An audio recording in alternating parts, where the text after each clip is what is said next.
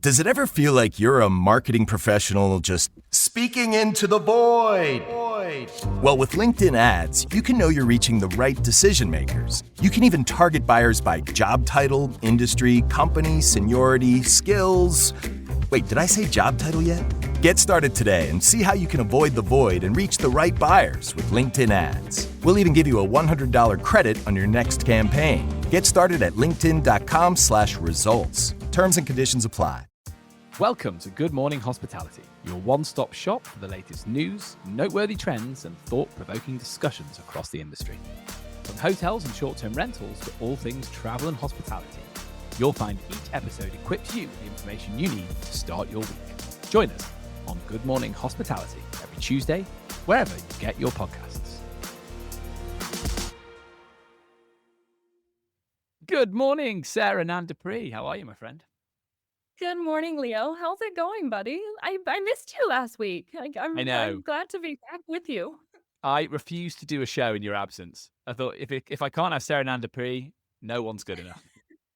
I appreciate that. I thought you were going to get somebody else. I was going to lose my job. Never return again. Nobody likes your jokes.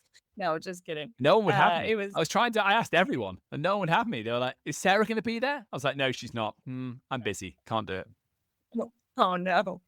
Well, I would love to say it was a week of rest, but it was not. I went to Tomorrowland, the electronic music festival in Belgium, where the weather is terrible and the music is fabulous. So you win some, you lose some.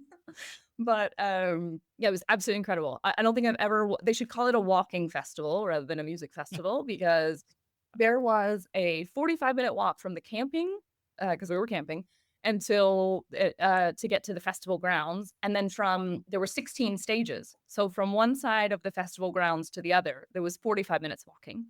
So if you had a DJ here and a DJ over there and somewhere in the middle, anyway, summary, average of 46,000 steps a day for 4 days. Wow. And an average of 4 hours of sleep a night, because people don't understand that we be old and need to go to bed. So when we would get back to the campground, all these young people have their boom boxes out until like 5 a.m. So my question for you is, and maybe you were slightly on the older side of the attendees of the conference, which is fine, which is totally fine. Will you go again, or is it too much walking?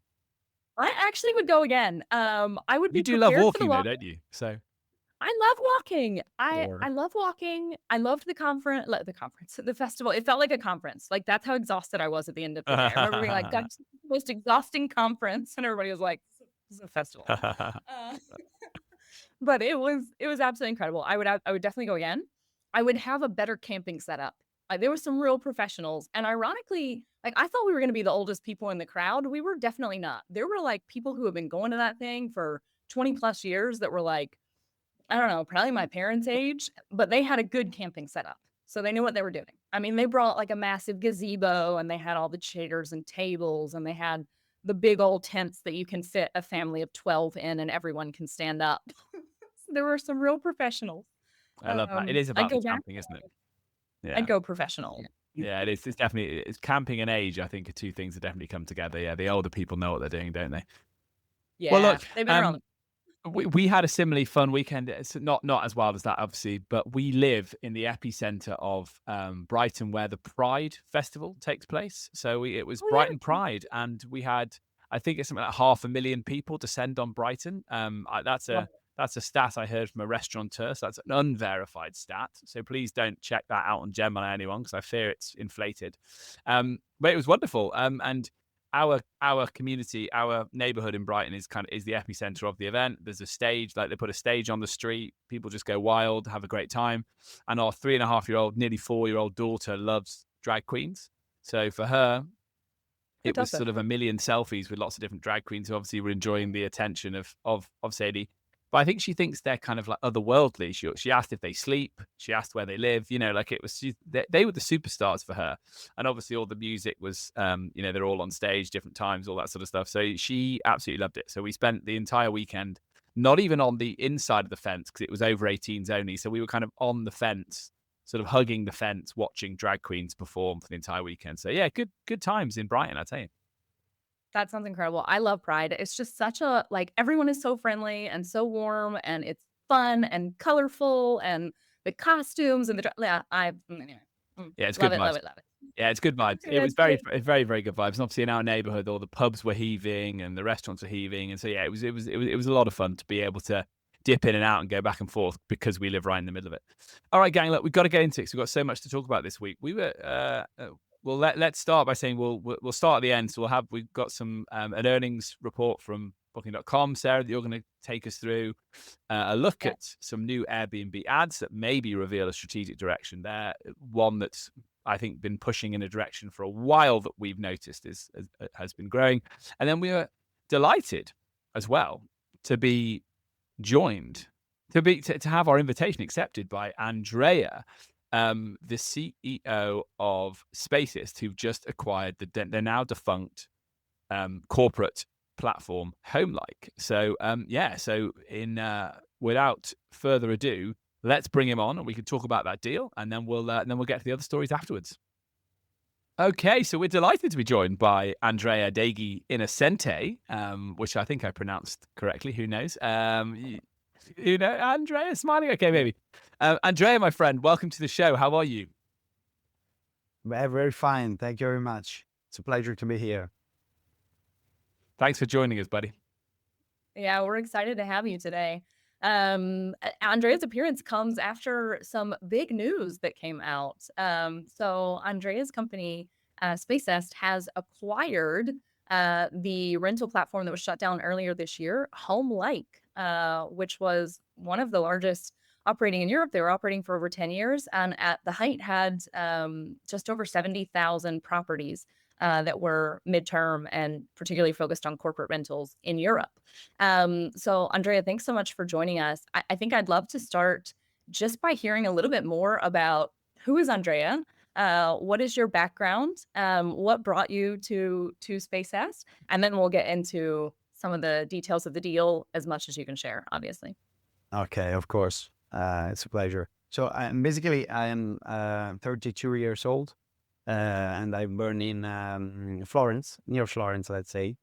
I've always been, after studying in business, I've always been passionate about the startups ecosystem and technology itself. So this kind of bringing innovation in the more old school, old style economy has always been my ambition, let's say. So I've also always been very passionate about entrepreneurship. So I've always done a lot of things in this kind of entrepreneurial style. Many things like a shoes brand. Then I've tried more in the app ecosystem, and then I founded a company in the tourism industry. But it doesn't last a lot because COVID happened. So then we founded Roomless, which now is Spacest.com. But the initial brand was roomlessrent.com. And here the vision has always been very clear to digitalize and simplify the mid-long-term rental markets. So being a marketplace that gives everybody the opportunity to rent a place digitally and safely from home. Okay, this has always been very important for us. So that's basically what Spacest.com is now. For what concerns HomeLike, to be very specific, we have acquired domains and trademarks because HomeLike ceased operations. So the company is not running anymore. We have decided to do this operation because we really think that HomeLike has brought a lot of value in our industry, in our ecosystem. And we think also that HomeLike brand is very recognized. So they have helped a lot of landlords, a lot of tenants too, with their experience in the mid-long-term rental industry. And with this kind of acquisition that we have done now of the domains and trademarks, our ambition is to keep helping those users with their properties and their experiences in the midterm rentals. Mm. And based on kind of that brand recognition and the properties that were listed on HomeLike before it was delisted, essentially, there were about 70,000 properties across Europe and the United States. what percentage of that inventory do you expect to kind of move over to Spacest post acquisition, and how much do you think you can gain in the next several months by kind of recuperating the brand? Sure. It's not easy to give numbers here because we need to see how users will react, honestly speaking. But it has passed, I think, 2 weeks since we bought the domains, and we already have really a lot of landlords and tenants using our platform, especially in Germany, because they were really, really strong in Germany, being a German company.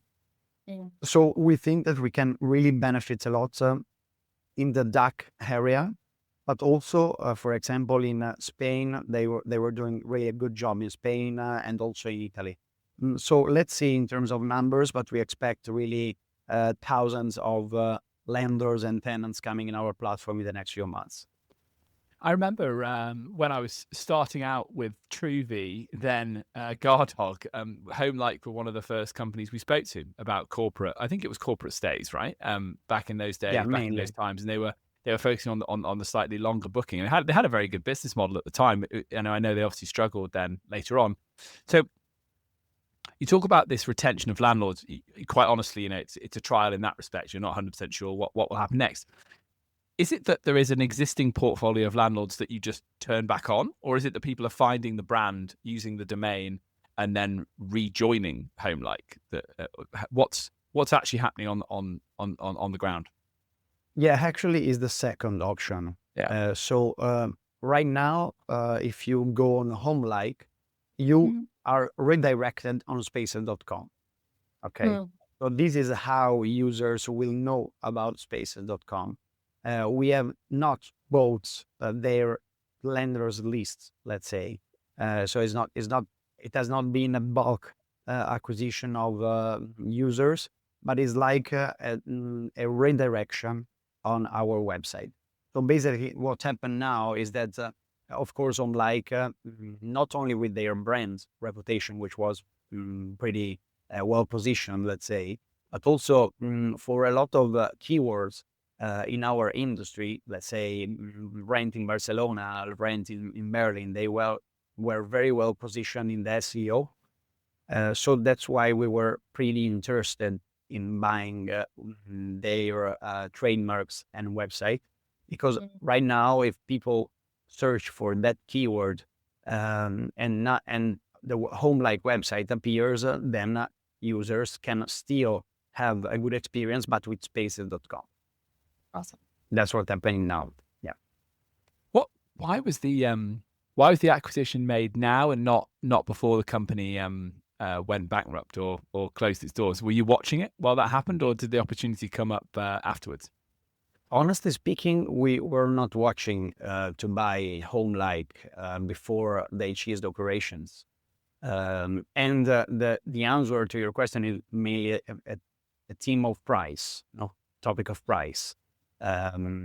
So unfortunately, HomeLike has really ceased operations, so they have stopped working. So we had the opportunity to buy some assets, separate assets from the liquidation. Okay. So it has really been a very interesting operation from the financial point of view, because we, honestly speaking, haven't spent that much amount of money in comparison with the value that this operation is already bringing and it will bring in the future. Awesome. I want to talk regulation with you, if we can, Andrea. It's something that, unfortunately, it's a massive topic in the short-term rental industry, but even more so, and more often, it's becoming a topic in midterm rentals as well, long-term rentals. Many major European hubs, in particular, urban environments, are implementing all kinds of regulations, often sweeping and without data to back them up. But I'm curious sort of what the landscape is like, if you could comment in Italy, as well as maybe in some of the markets like Germany, where HomeLike was extremely strong, and kind of how that trickles down. So how you see sort of the landscape maybe transitioning. I know this is something we see many rentals transitioning from short term more to midterm. So anyway, I'd love to kind of get your take on the regulatory landscape in Europe in particular. Yeah, Sarah, it's a very hot topic right now. The point is that it seems like Airbnb and the short-term industry right now is the main reason of all the problems in the city centers. No, this is what the narrative seems to be.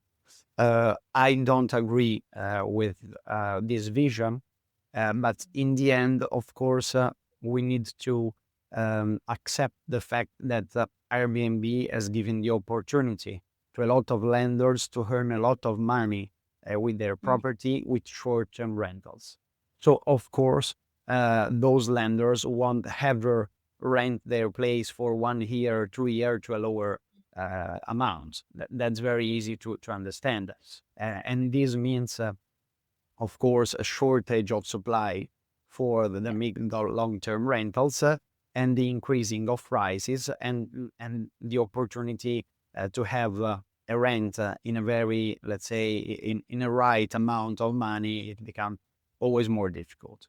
So we need to say that there's something right and something wrong in the narrative, but there is a problem. I don't know if the solution of all this regulation is the right one, but let's see. I know that in Italy, for example, and also, no, I would say mainly in Italy, we are between the last countries doing something to solve this problem. Because from what I know, already in UK, already in Germany, there is a limit of nights, amount of nights per year that you can rent your place with Airbnb, which is 90. The same should be for France. And we all know what happened in New York, which has been maybe between the first cities to limit Airbnb. We know what's happening in Spain right now. So Italy probably is the last country to do something, but is not really, let's say, a unique regulation at the moment. For example, Florence is trying to be the leader in this new regulation topic and is saying we are stopping to give new licenses for Airbnb, like in Barcelona. Yeah. But the other cities are not doing the same thing. So there's no national regulation at the moment. There is a lot of chaos. What there is instead is a lot of regulation in terms of safety, emergency, new kind of license that everybody should apply, and show in the Airbnb that they have this license. New rules in terms of verification of the identity of the guests, which could be also a very important thing. But sometimes Italy, it's a very funny place, that in the end we come up with this strange regulation like you need to verify the identity of the guest in person. So imagine this: if you're a property manager and you are renting thousands of nights per year, you need to verify every single guest in person. You should choose your business because it can be financially sustainable. So it's something a little bit crazy sometimes, but I think that all the times it happens that you go on the very extreme and then you find the balance. No, probably.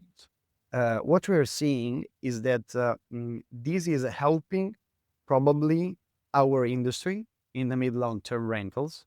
And this is not only good for me and our industry in general, but also for people, because in the end, people need place to stay with an affordable rent. That's it. So it's very important. And I think that we are exactly in the middle, a right balance between the very long-term contract and the short-term one. Because what is happening now is that it's not only a topic, in my opinion, of regulation, but it's also a topic of real return on the investment. Because, for example, for the very long-term contract, you have two big problems, at least in places, in countries like Italy, Spain, Portugal, I'm sure, Germany too, that, first of all, you don't have flexibility. Because imagine you have your house and maybe you have a child and you decide to rent a place, but then maybe in 1 year, your son can come back home and need a house. If Yeah. you rent your place in Italy, we have this standard contract, which is 4 year plus 4 year. You can't have back your home. So there's no flexibility at all. And secondly, the government is not doing anything if the tenant is not paying the rent. So if the apartment is basically occupied in Italy, you don't have any kind of insurance from the government, any kind of help. So we have heard a lot of landlords saying, if I need to rent a place for the long-term contract, I prefer not to rent at all. So that's one big problem. And the third big problem with the standard long-term contract is that you earn really less money. The return on the investment is smaller, both of our meter and the short term. On the other side, instead you have the short-term rental, which has been like the top investment in terms of ROI for the past few years.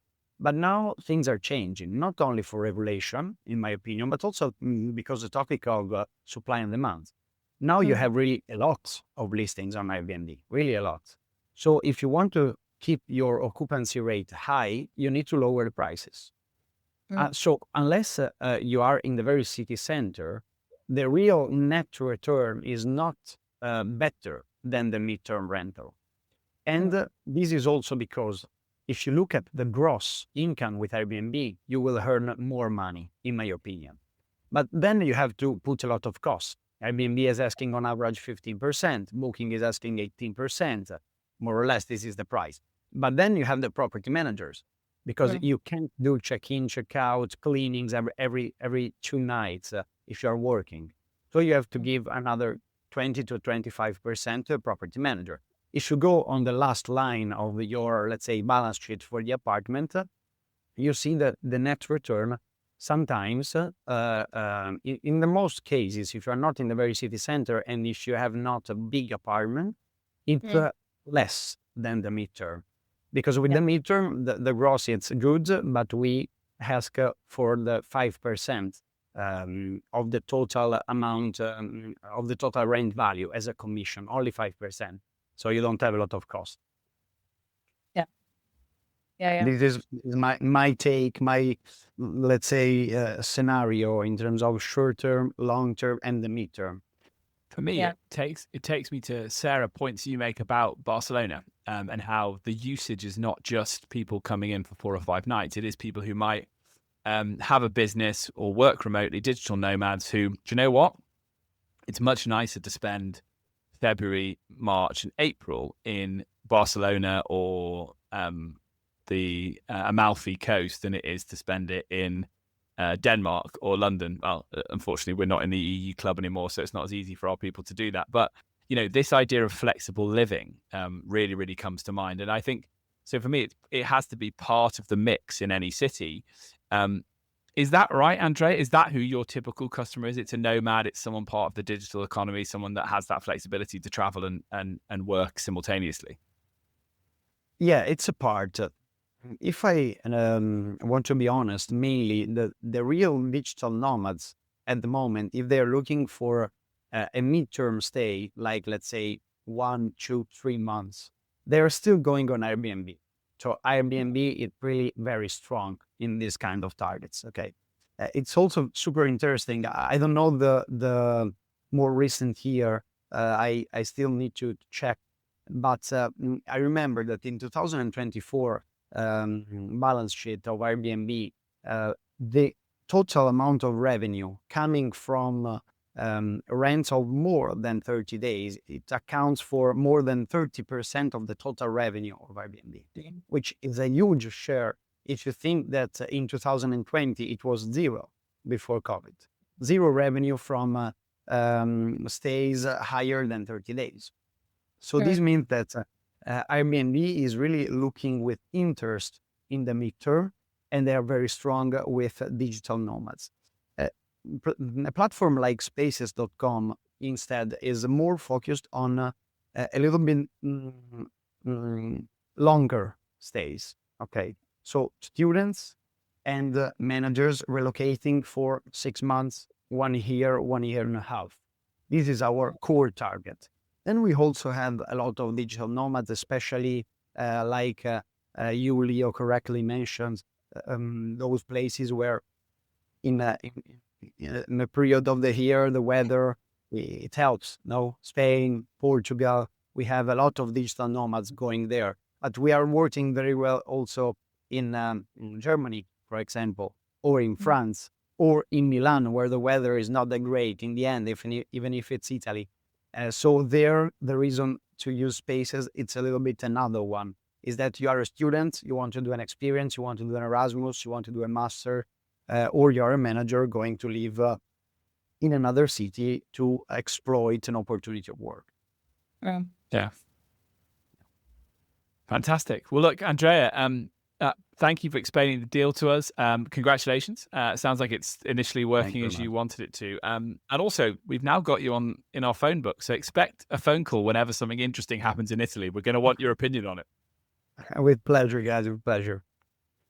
Perfect. Thanks, Andrea. Thank you very much. Bye. Have a nice day. You too, Andrea. Thanks. What a nice guy Andrea is, eh? Big fan. It was for me, it was great to have somebody on with a bit of a different perspective, right? Because we often interview people or talk about short term. But in many places in Europe, kind of the short term, midterm, as Andrea was saying, like it's becoming much more fluid, and people who maybe formerly were doing short term or doing midterm, and maybe they're doing a combo. And so, yeah, I thought it was great. Also, something I can actually speak to with personal experience because I'm not allowed to have a short term rental in Barcelona because I live in a dictatorship. So I have a midterm rental. So it was There great. you go. Andrea is now doubling as Sarah's therapist, which is great. Fantastic. Okay, Sarah, we've got an earnings call from Booking.com. Talk us through it. Oh man, this was interesting. Okay, so I'll go over first some of the results and then two other things. There's one that for me was like a bit gossipy. So we'll finish with that one because of course everyone hates gossip. So let's go over results. No surprise here. Growth is still really slow for Booking.com in the US. Overall, Booking is observing lower ADRs and a shorter length of stay and a shorter booking window. They think it's US consumers being more careful. I think it's that Americans don't have vacation. And when they do, it's limited and they don't always know if they're going to have it. And depends on if you have a big project. They don't have, 4 to 6 weeks like most Europeans. So I think they're probably not right on that one. But lower ADRs, shorter booking window is kind of the big takeaway. Marketing expenses as a percentage of growth. So basically, they vastly reduced marketing spend in the second quarter of 2024. So compared with the same time last year, they have increased overall marketing spending. So that's a good thing. And as a whole, they are going to be increasing their guidance for the rest of 2025. So Booking.com is optimistic in these results. Kind of the second trend of the release is that they are making really big bets, continuing to make big bets on these connected trips, mostly powered by AI. So they're really investing in AI to make sure these connected trips happen. They reached a real milestone in Q2 with the connected trips. So they had it as a low double-digit share. So that's up 30% year over year of people booking these connected trips, which is where you book not only your accommodation, but maybe your flight or maybe a car or some kind of additional service, all in the same package. And in particular, those who were including flight tickets along with their reservation for accommodation, this was up 44%. This is huge because overall Booking.com reports seeing an increase in loyalty. So repeat reservations and repeat bookings from those who have already reserved a connected trip. So this is definitely a big loyalty play for them. And it seems to be working a lot better than, maybe some of the other loyalty programs, which is points related or more discount related. It seems to be driven more by just the ease of use. So you want to go to one platform, you're pretty sure you're getting the best deal. Even if you're not, it's an easy process. So that was an interesting one.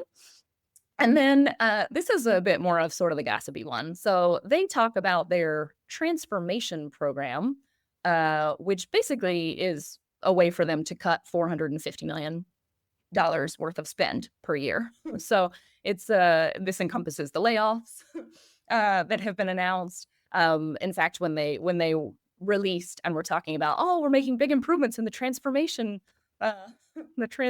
program, all of the disgruntled ex-employees and some current employees anonymously took to social media to basically say, hey, it's because of the layoffs and they're not the first round and they're not going to be the last round.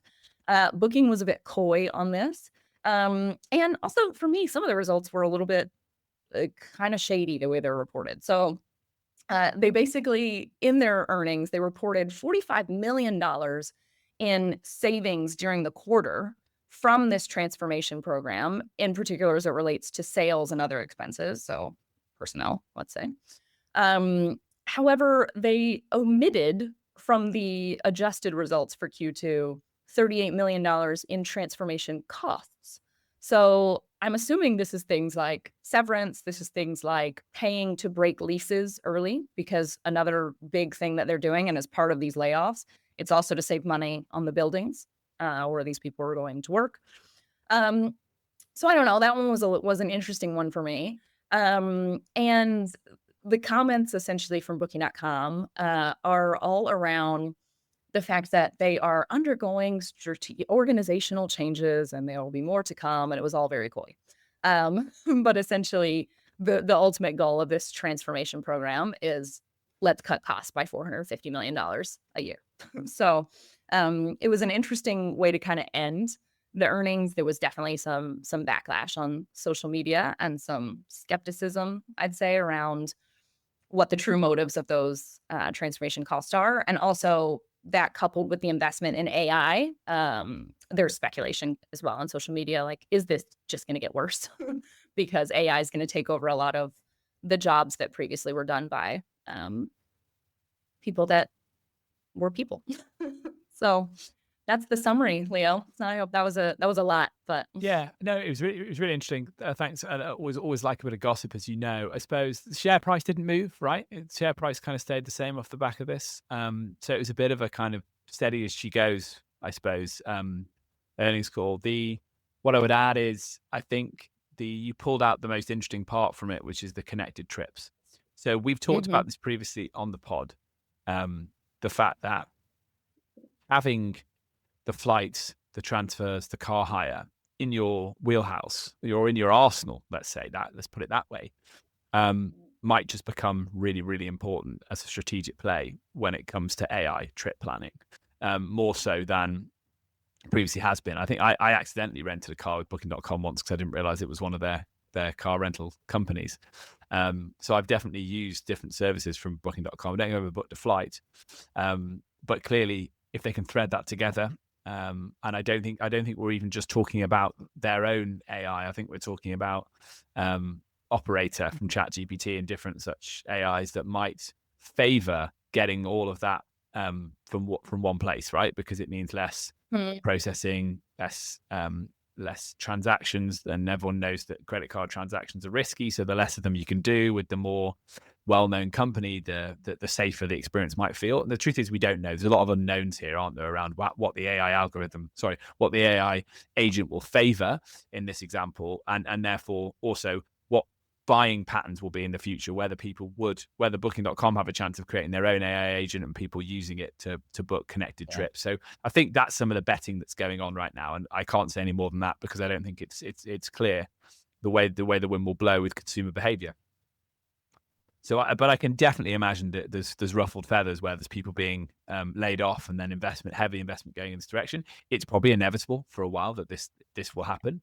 Don't think it's inevitable long term, and I think at some point I think it's overstated what it will do to the workforce. AI, I do believe it's overstated, but I can see in the short term, you probably do need to reorientate more towards AI, and therefore that there might be a short-term hit. So I think it's challenging, and then we have to be respectful, because when people lose their jobs, it's never nice. And we're all connected with people in the industry from that company and see things on LinkedIn and want to wish everybody all the best. So yeah, I'd say it's a kind of middling day for Booking.com, and the share price probably correctly reflects that. Yeah, I would agree with that. All right. Okay. Well, look, here we go. We got our friends over at Rental Scale Up, or what do we call it now? RSU, powered by the company that owns them. They have done an interesting, Yuvica has done an interesting look at Airbnb's latest couple of ad campaigns. And Sarah, I don't know, do you get served Airbnb ads on YouTube? I always seem to get them. I do get Airbnb ads on YouTube. I haven't seen any of these, but it might just be, I mean, I wouldn't be surprised. I rarely get Airbnb ads in Spain. Yeah, okay, there you go. Yeah. So I have got these, and I think and I really like. Can I just say I really like Airbnb's style with these ads. I think Yeah, I do too. I think they're nailing it, right? And it's going back to what they are best at, which is and when I say best at, I mean from a marketing perspective, because as we've just heard from Andrea as well, 30% of their revenue comes from what might be considered midterm stays. So that's not quite what they're pitching here in these different ad campaigns. But what they're very good at marketing themselves at is being the way to make some money from your property when you want to go out of town, right? And so for me, it's a long time coming. They've built the hosting program on Airbnb, and now they're really trying to double down on usage of it. So the first ad focuses on somebody feeling overwhelmed, which is called, I got the name of it, and it is, I think it's really good. It's called Sidekick, the campaign, and it's a good ad. Check it out. And it's the fact that you can use the hosting, the Airbnb's own hosting network to find people to support you in the process, making the whole experience of hosting less daunting. Why is this crucial? Well, I think that the average host getting into Airbnb may have reservations about doing it. And what that then does is it's building a market. It's not cannibalizing one that already exists, because I don't think you need Airbnb's hosting community if you're already on Booking, Vrbo, you've got a PMS, you've got a direct booking website. So it's that really smart move. We've talked about this before, is Airbnb trying to bring new supply onto the market, which we like. And you can also read the Nutfest article advert in the same way. Obviously, Edinburgh Festival started this weekend, so I think we're all thinking about that. Well, it's summer, isn't it? So there's lots of that sort of stuff going on. But another thing that Airbnb does really well marketing wise, it always attaches itself to these events that put stress and strain on the accommodation supply in a city, but for a really short amount of time. In the case of Edinburgh Festival, it's a month. In the case of the Paris Olympics, it's 3 weeks. In the case of the Euros, wherever they happen to be in Europe, it's 2 to 3 weeks as well. And they're always very good at attaching themselves and marketing around those events, because there is nothing better than short-term rental to solve that problem. Locals want to get out. We just had it in Pride in Brighton. It's not for everybody, the fact that people are partying till 2 a.m. We really like it. But for lots of people, it's a chance to go camping and make 500 quid from your home. So it's the exact scenario I think that Airbnb wants to be aligning themselves with, because it's suggesting, look, we're not taking supply off the long term or the sales and letting market. What we're doing is we're creating new hosts that can add value and revenue to your neighborhood, because they come in, the guest comes in, and they're spending money in your local cafe and shops. So I really liked it. I think it's good. There's obviously some challenges to it, which is that how true is it versus what actually is going on. I think Airbnb is a byword for all types of rental now, and as Andrea said, even slightly longer term rental. But again, I think they're probably heading in the right direction, and someone in the marketing team has got this right, in my opinion. What do you think, Sarah? I think these two were particularly interesting to me, keeping in mind that in 2023, Airbnb removed over 400,000 what they called underperforming listings. So essentially, it was this exact kind of supply, but without the guiding hand of a co-host. And that's what I think they've done in a smart way. They've basically systematically removed listings that were terrible and had really bad reviews or weren't performing. Then they launched the co-hosting program. So they're kind of laying the framework to now say, okay, if you list for, X number of nights a year, you should just get a co-host. So they're essentially trying to take back control of that supply. So they want to add new supply, which I think is smart. They want to add supply that ebbs and flows with demand, which I think is one of the things that Airbnb is great at, that, for example, hotels and other types of accommodation cannot rise to meet. And I think they're doing it smart by saying, we want to make sure that we have some kind of quality standard throughout these properties, and they're doing that through those owners using professional co-hosts. I think where it gets sticky is regulation. So like in Barcelona, I can't do that. In many European cities, you can't do it, even if you wanted to. And there's also another interesting phenomenon which is coming up. In fact, I put mine on. We're going away for 2 weeks in August, and I put my my property on there, and it's basically one of those home swap platforms. So I can list my property in Barcelona for 2 weeks in August. I don't get paid anything. The person who comes pays a cleaning fee, and so somebody comes in to clean the apartment before and after they leave. And the keys, I think you just leave with a neighbor, or I could leave it at like a bar or the post office or somewhere right next to me. And then essentially I earn credits. So then the next time that I want to go on holiday, I can go and stay in somebody else's property. And this somehow is not illegal, but charging for it is. So it's the same thing as like, I don't know if I can say this on the pod, but it's the same thing as like prostitution. Should it be legalized or not? Tons of people go out on a Friday night and do what they're going to do, and they don't get paid for it. But as soon as there's money exchanging hands, oh, we got a problem. So I think it's the same. It's the same sort of concept, and there's going to be a regulatory concern for sure. Yeah, no, I think that's right, isn't it? I've always thought the New York, New York and Kindred is the example, isn't it, that people give for home swap platforms, where it's like they found a really good loophole. That's why that business is valued. It has raised so much money, I think. Where I go with it is I can't stop thinking about the uniqueness of the inventory in all of the acquisitions, mergers, takeovers we're seeing at the moment from the bigger players. So when Holodoo make a play, Home2Go make a play, but let's focus on Holodoo. It's with a view to taking old school inventory from different parts of Europe, rural, coastal, like going to the hard to reach places where people have used the same OTA. It's a listing site, but they don't do any management because they have their own cleaner, but they are that listing platform is kind of their manager because they're not putting it all over Airbnb. They're not putting it all over Vrbo, Booking.com. Yeah. And so Holodoo brings it in, puts it under its PMS as well, and starts like syndicating that listing in a really, really smart way.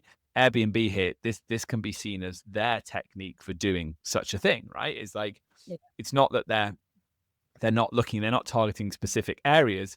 They're just targeting a specific type of avatar. And that avatar is someone who is time poor, interested in listing, and wants to give it to the co-hosting network, lose 15%, and off you go. I'm not quite sure what the fees are on the co-hosting network. So it's super smart. We woke up to the news from Australia this morning, didn't we, Sarah, that Oyo, who are not shy in buying big companies, both property managers and platforms at the same time, have bought Made Comfy. So they're one of Australia's largest property management companies, 1,300 listings, really successful business there in the space. Yeah. Again, same thing, right? Like own that supply. It's just a different way of getting there. You're not, Airbnb's trying to create, these guys are trying to buy. So again, I like it, and I like it for Airbnb. I think it's a really smart move. Again, can everything be seen at the moment as a defensive play against AI? I think that's probably overstating it, maybe, to say everything is, but it's definitely out there in people's minds. So having unique inventory, being closer to the supplier, becoming the supplier, and you mentioned it earlier, Booking.com, loyalty, same thing, right? It's that like doubling down on your supply, doubling down on your guests to make sure that you can keep them within your ecosystem seems to be very important. Yeah. Totally agree. Look, dude, Carl, we're well over time. This is classic us. Look, thanks so much, everyone, for joining us. And it would be silly not to mention the fact that Good Morning Hospitality was also in the news this week, and of course, we have been purchased by Skift. We're super excited to see what the future brings. Well done, certainly, to Will and Michael for building such an amazing company, and well done, Skift, for spotting the opportunity. So yeah, exciting. Hey, Sarah. Yeah, absolutely. I'm super stoked about what the future brings, and it's going to be great times ahead. Great. Well, look, that's it for today, guys. Anybody's enjoyed today's show, please hit like, share, subscribe, and all the usual social places, and leave us a comment somewhere where we can read it. We want your feedback. We want to hear how the summer's going for you. It is firmly midsummer at the moment, so I hope everyone's coping with it. We look forward to seeing you again next week. Bye for now.